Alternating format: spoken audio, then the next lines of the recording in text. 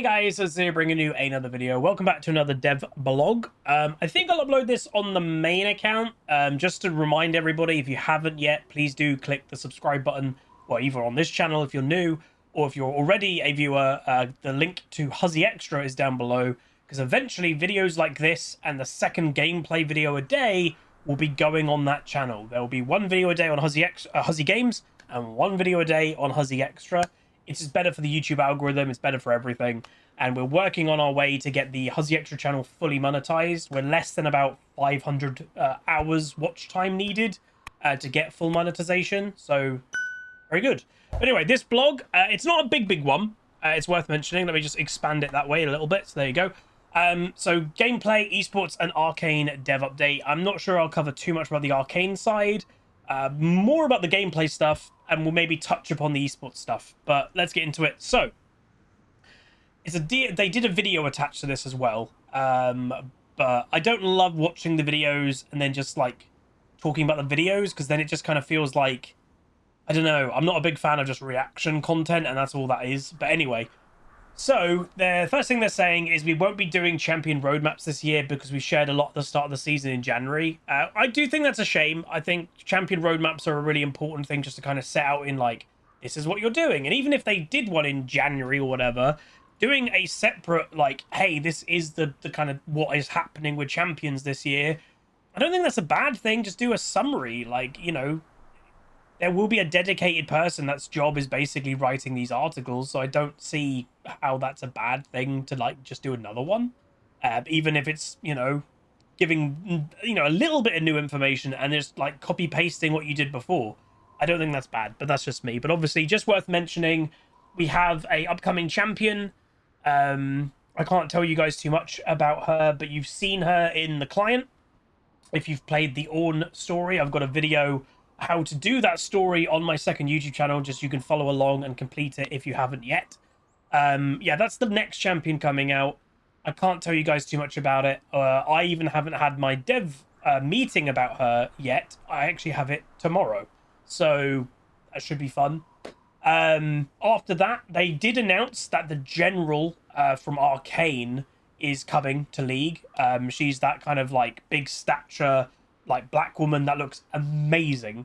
So she'll be awesome, and she'll be a great addition to League of Legends. And if I had to guess, like, I don't know this information, but Arcane is coming out in November, so you can kind of presume when she's coming out as a champion in League. I don't think that's a hard to predict thing. But yeah, I think they'll time her release with Arcane Season 2, which, by the way, is the final season of this story of Arcane. But yeah, we'll get into that later. Malphite is getting a visual update. And it's an experimental approach that we're trying to find out if it's sustainable.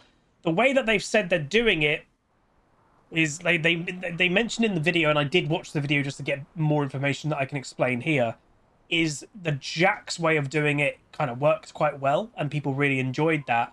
But basically, Wild Rift, obviously the mobile game, has updated graphics, believe it or not, than League of Legends. And some of these champions, like Malphite and stuff, they look way more modern in Wild Rift. So they're in essence just kind of bringing some Wild Rift models and stuff over to League of Legends, because I think that's fundamentally what Jax was, and that's fine. You know, it's a more modern game. The graphic style is similar, obviously, so it's not like they completely stand out. They'll have to up-res everything and do all that, but that's standard in terms of modeling and artwork and stuff. But yeah, I think that's cool. One thing I actually hope for the Malphite rework a little bit, or not rework, but his update, is so many people still don't differentiate his head to, like, or they think his head is his nose. So the little, like, rock that juts out of his body, like, halfway down, where you think, like, you know, that's his nose, that's actually his head. So I think making that a little bit more apparent, I think, would be good. Because it is a lot of people that think that's his nose. But yeah. Next out, obviously, they're just kind of saying Spirit of Hearthhome, as I mentioned, is that kind of mini game on the client. Again, I've got a full walkthrough. If you just follow along that video on my second YouTube channel, you can just complete it as I complete it. And people have, you know, it's actually done quite well for a video. So on a second YouTube channel, it's got like 8,000 views or something. So that's good. But yeah, I honestly really liked it. The fact that they do now want to do stories and stuff, interactive stories, it builds lore, it builds interactivity. As I said, I think that's an overall success, and obviously they're listening to feedback, and I think the vast majority of feedback has just been straight up positive, so that's really good. Arena, so they're saying this time it's been successful, and basically the problem with Arena first time round was people would play it and then just stop playing it. I don't know about you guys, but this time I just didn't really start playing it. I don't know why. I've really not sunk my teeth into it, and obviously I think a big part is because Rank Split started, and I've been really into that. And I play a little bit of League of Legends off stream. It's mainly ARAMs, but after I've streamed League, 4 or 5 times a week, I don't really want to play more League a lot of the time. And I don't know, just Arena hasn't interested me this time around. Obviously, they have below said like they're discussing about like unhealthy potential aspects of it. So cameos are sometimes really annoying. So when like Jhin turns up and just kills you instead. The lily pad map, nobody likes that map. Prismatics can be a bit unbalanced, picks and bans, and 16 players. So they're going to do a future blog all about Arena. But it's good that they're addressing feedback. That's one thing I will actually give Riot a big credit for. Compared to the average game studio, Riot really do listen to feedback, and obviously we'll get into that in a second with the kind of the bottom comment. But they do. The thing that Riot will not do when it comes to feedback, they won't listen to like nonsense. And what do I mean by nonsense? Well, if you look at any game dev update on Twitter, for example, there's a horde of just angry one-tricks, angry at the world that their champion isn't the most OP thing in the world. They're not going to listen to that. That's just nonsense. There's no point listening to an angry one-trick on Twitter. But when it comes to healthy discussion about, hey, I'm liking Arena, but these are problems, or hey, I'm liking, some of the aspects of the champion mastery system, but there's other things I don't. They're going to listen to those areas when it's a constructive and healthy conversation. So that's good, and they do that more than most game companies, 100%. So that's a good thing. So there's a new PvE game mode called Swarm coming out in mid-July alongside the big summer event. I believe my meeting with Riot about the new champion actually involves talking about this game mode, so I'll learn more about that tomorrow. But obviously, by the name of it, Swarm, you can pretty much guess that this is a horde mode PvE. So like you probably have got something to defend, and hordes of minions or monsters are coming at you, and you just have to kill waves and waves and waves, and the longer you survive, the better rewards. Like, let's be honest, it's going to be something like that. And the fact that it's PvE, obviously, it probably means you can do it solo, but you could probably also do it with friends. They have said it's like, and actually the comment below is it can be played co-op or solo, and it's pretty big departure from League of Legends core gameplay. So they're experimenting with other methods of playing League. And I think that's healthy. The amount of people that have said to me, and it is sometimes worrying as a League of Legends content creator, like, oh, Huz, I still watch you, but I quit the game years ago. It's cool that people still watch, but like the majority of people that quit League of Legends will also quit watching League of Legends content creators. Like, why would you keep watching, really, if you don't play the game anymore? And obviously that just means as a League of Legends content creator, that's less people to watch. So it is scary. But one thing I think is good, and that's probably why Riot are doing it, ranked, believe like it or not or whatever, it's always going to be a pretty unhealthy, toxic environment. I think it's just the way of it, and that's not a League of Legends thing. Overwatch ranked is awful. CS:GO ranked is awful. Dota 2 ranked is awful. It's an online ranked experience of a competitive game. So even though you may not want to play ranked League of Legends anymore, and that was a major thing, well, if they make a new kind of competitive but PvE game mode, that might bring people back to League as a whole, but bring them back to do something else. Because not everyone wants to play ARAM. Arena, I think, has been good, and I think some people have come back from, because of Arena. But Arena also has unhealthy things, and that's what they want to address, obviously, with one of the comments up there. But having a PvE mode, I do actually think is a really good thing. So yeah, that would be good. And then finally, a big one that I think is a major W for the League of Legends community is the Masteries. Now, I will say, I am the last person that cares about Mastery. I think it's not a system for me. I don't one-trick things. I don't main things like to an excess that I care about getting high Mastery or anything. But a lot of players do. And obviously, the core fundamental with the Mastery system, in essence, was for either the non-ranked players or even low-ranked players to have a sense of achievement. That's what it was for. And again, we covered this in my game dev degree. When you have a competitive game, the majority of people are looking for the ranked in the actual core ranked mode. So like getting gold or diamond or master, like that's what they're after. But there are also players that aren't after that, and you have to cater to them as well. So a mastery system that people get the kind of, I'm not going to say illusion, but they can achieve something that they can feel proud of I'm playing this champion a lot. Hey, I got mastery level 10 on it, and you get more fancy look. You get in a fancy, you know, title, or, you know, the emblem. It does help, and that gives a sense of achievement to maybe an iron player, where they won't get that achievement of getting gold or higher, but they'll get that achievement, or the feel of achievement, Maya's barking, through a mastery system. So I like it, and then I'm all for it. It's just I personally don't care about it, but that doesn't mean I don't care about it as an overall thing. I just don't care about it as a personal player myself.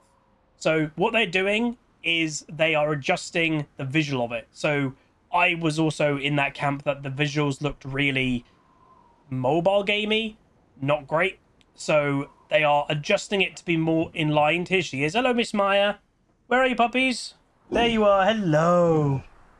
So they're adjusting it to be more into League of Legends IP, because I don't know what the hell their thought was, but it really didn't look like League of Legends like design from the emblems. Hi. So yeah, these already, I guess these are maybe like some renders of what it could be. They're looking a lot better. So that's thumbs up in my book.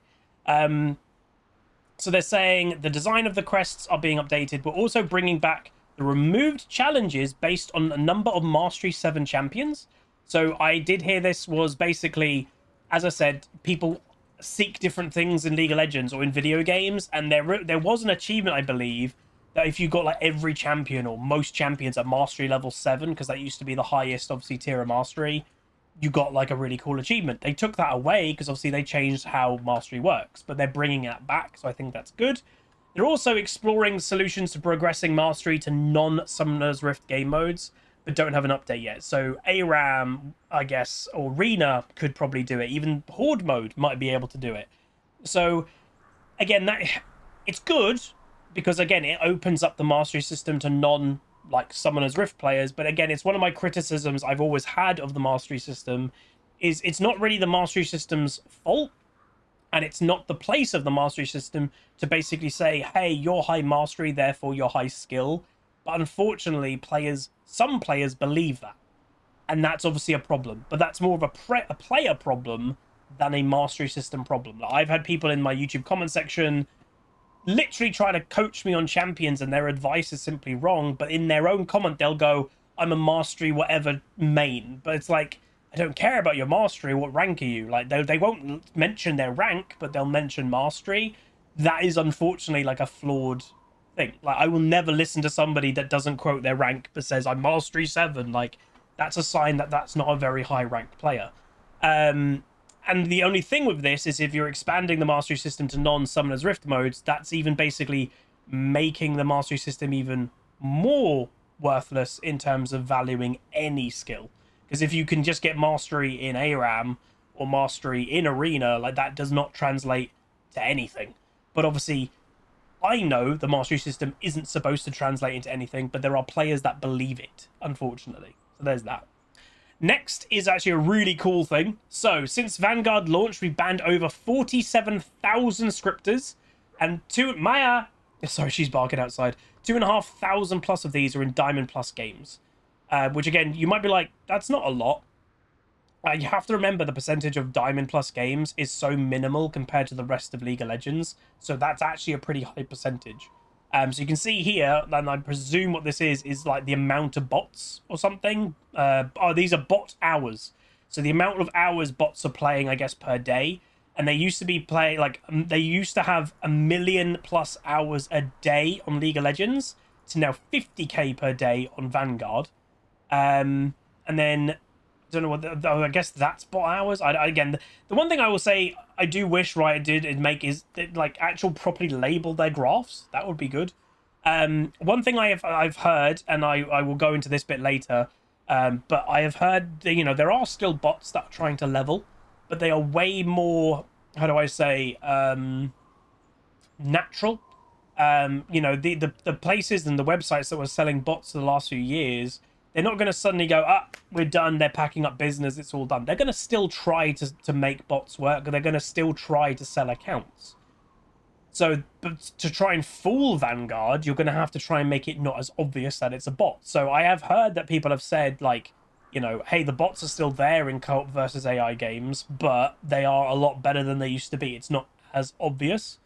And you know, people say, like, they're still detectable as bots. Yeah, so there's no point, and this is a very kind of basic thing within game security or anything like that, you don't ban them on site. And I know some people are like, why wouldn't you do that? If you ban, like, a guy tries to set up a bot to level something and it gets banned after game 1, he knows, oh, that didn't work, and he adjusts it straight away. If they get into making, you know, a lot of bots, and they invested in making it, and they invested in, right, let's ramp up production and make, you know, have, you know, just on one bot thing, 1,000 hours per day running our bot farms to try and level accounts, and you do that for 2 weeks, well, that's a lot of investment, a lot of energy used, a lot of investment of machinery, whatever, and then you do a ban wave that hits them a lot more. You do ban waves, so you give them less time to react. So obviously we had a ban wave a few weeks ago, and it did wipe out a lot of players, and I did make a video on it, but oh my god, I'm sure some of you saw it. It was like the funniest thing in the world, that people who obviously are on cheating discords, whether they're cheating themselves or not, they were basically grabbing screenshots, and the amount of people that were freaking out was absolutely mad, and it was very funny. And the one thing that was the biggest key is that they themselves have said, and I don't know if they mention it down below here, they might, but in the video they actually mentioned, one of the biggest criticisms that Vanguard had early, people were like, oh, it's not going to affect virtual machines and everything. Apparently it does. So virtual machines have not worked. They are getting banned. The accounts that are running virtual machines, so they're running a League of Legends, you know, a game, and that's on a virtual machine, but the scripts are running on the base PC. It can still detect it, and that was actually one of the biggest things that people were freaking out on the ban wave day, was them going, I pay $100 a month as a subscription to a virtual machine kind of software, and I still got banned.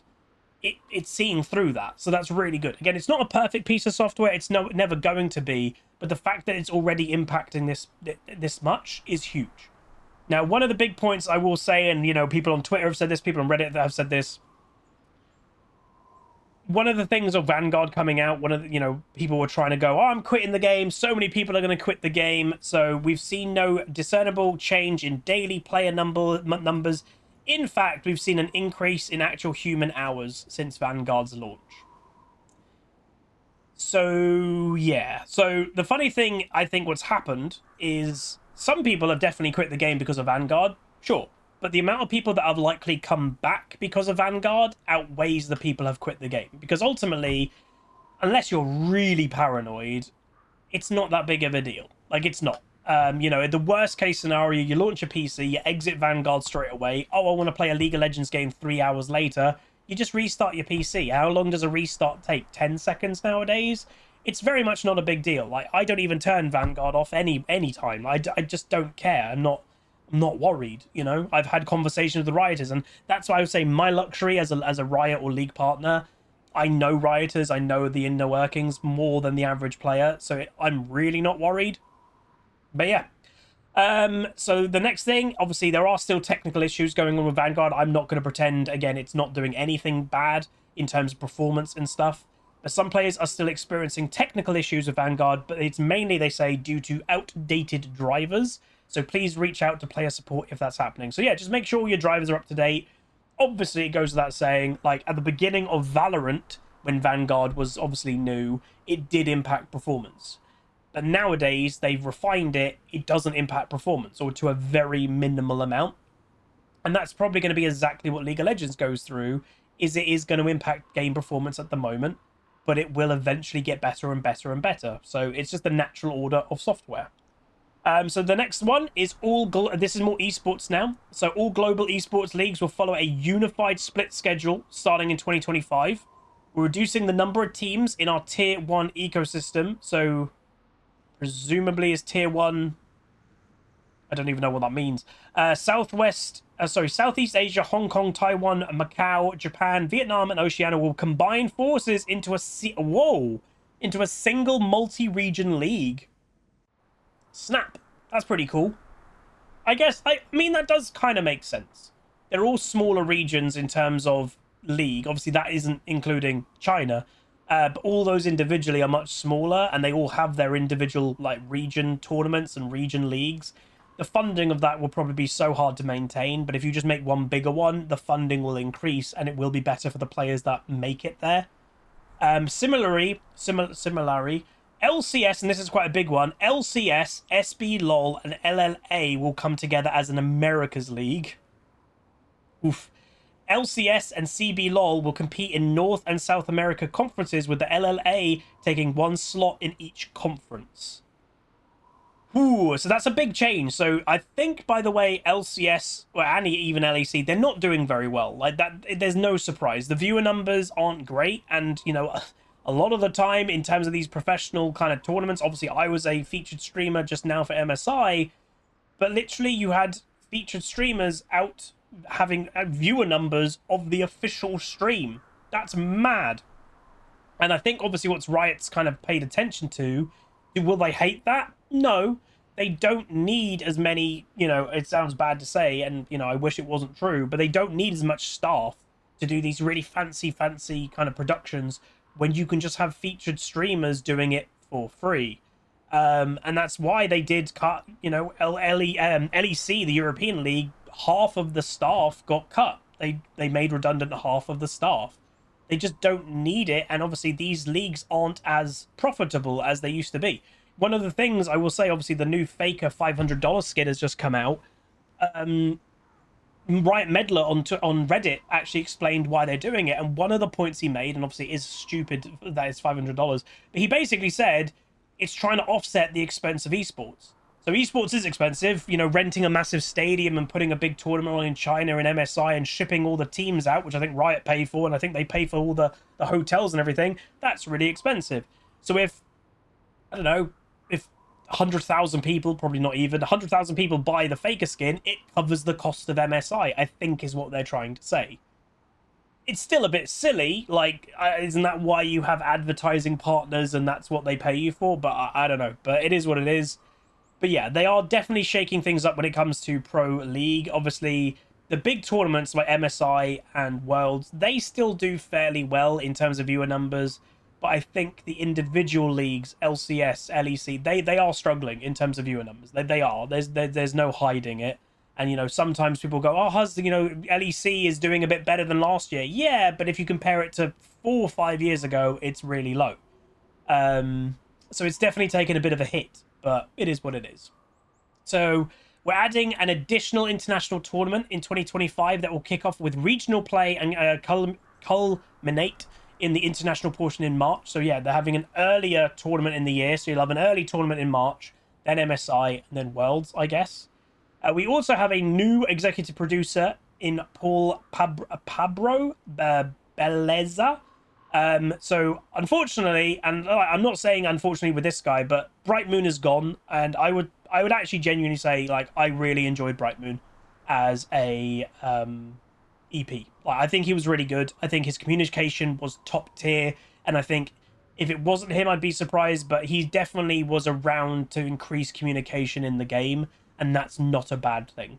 He always, and it's a silly thing to say, but he was just a breath of fresh air. Like, he was obviously a very happy, jolly guy, and just seeing him with his massive smile in those update videos was nice. Like, that's what you want to see from a game dev. And even though maybe everything they say didn't come to fruition sometimes, I still liked him there. I still thought, he's good for the game. But the guy that they have replaced him with is crazy, like, in a way. Like, so he was one of Riot's first interns, one of the first 10 devs on League of Legends, which is very cool.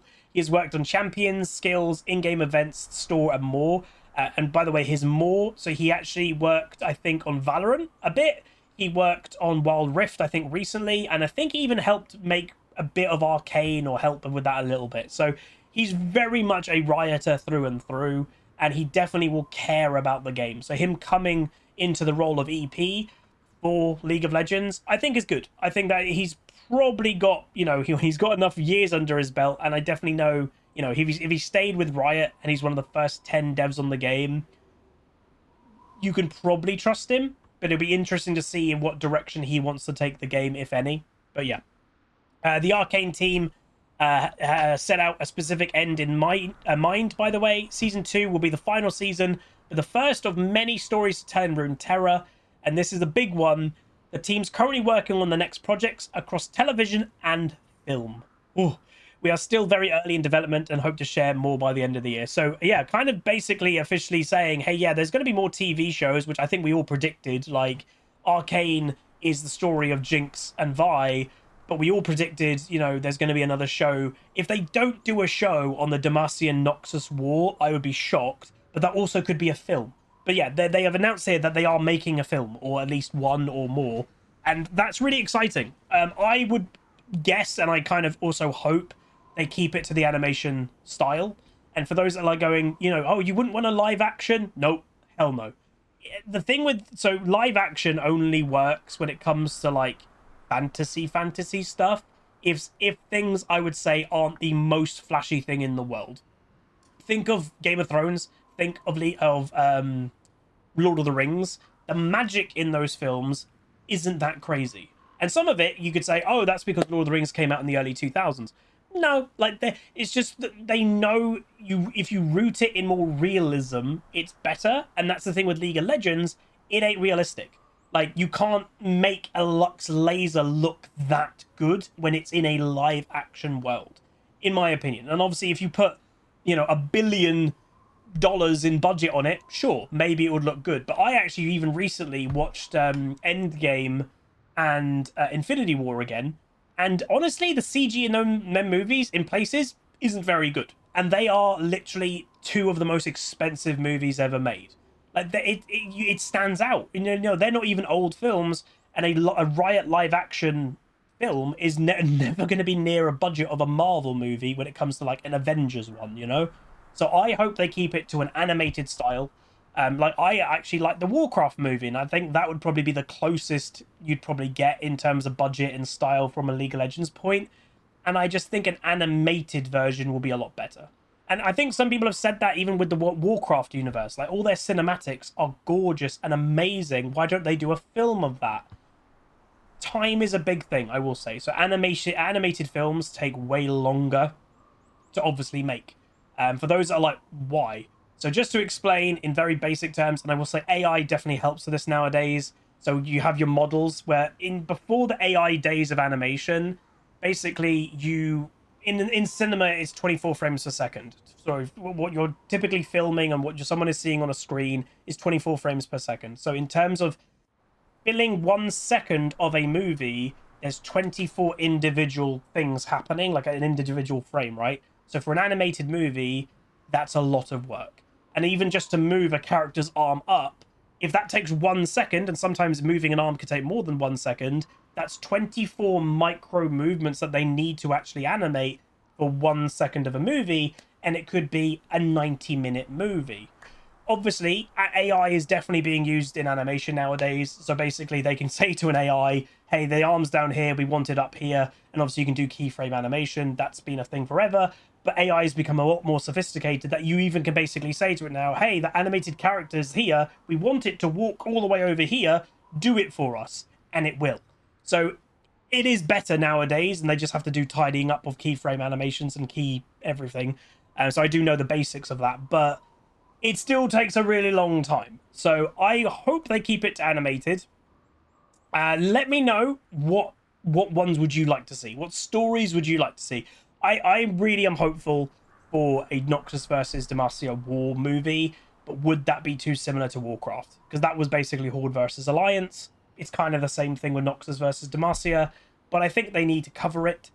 I think a Bilgewater would be really cool. Obviously, I don't know what story you'd particularly tell. You know, would you go over the story of Graves and Twisted Fate and have Misfortune hunting them or something or whatever? Like, I think you could do quite a lot of fun stuff. You could do a Shurima story and actually kind of show the origin of how Azir and Zereth and Renekton and Nasus, how they transcended and everything. That would be cool. So there's a lot of areas you could go into. You could obviously do the Void attacking Belveth, trying to get somewhere with the Void.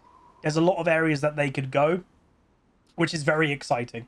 And obviously, yes, there is an official Season 2 Arcane teaser, by the way, if you wanted to watch that. But there we go. Hopefully you guys enjoyed this little dev update. It actually went longer than I thought because, you know, I like to talk, basically. But if you enjoyed, do throw a like on it, throw a comment, throw a subscribe, and I'll see you guys next time. Peace. Call down the reckoning.